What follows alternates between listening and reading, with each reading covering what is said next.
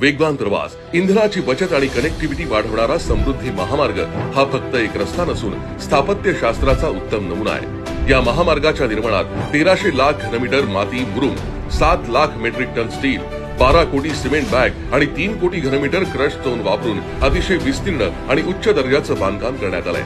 मात्र हे करत असतानाच पर्यावरणाचीही तितकीच काळजी घेतली गेली आहे। महामार्गाची आखणी कमीत कमी वनक्षेत्रातून करून वन्यजीवांच्या मुक्त संचारासाठी 8 उन्नत मार्ग आणि 92 भुयारी मार्ग बांधण्यात आले।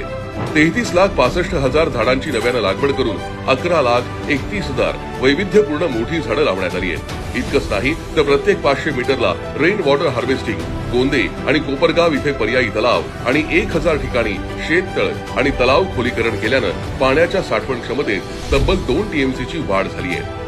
नियोजनपूर्वक आखणी, दर्जेदार बांधणी आणि पर्यावरणाचा राखलेला समतोल ही या प्रकल्पाची सर्वात मोठी खासियत असून पंतप्रधान नरेंद्रजी मोदी यांच्या भक्कम पाठिंब्यातून आणि देवेंद्रजी फडणवीस, एकनाथजी शिंदे, अजितदादा पवार यांच्या कठोर परिश्रमातून साकार झालेला समृद्धी महामार्ग हा आज महाराष्ट्राच्या समृद्धीची भाग्यरेषा ठरतोय।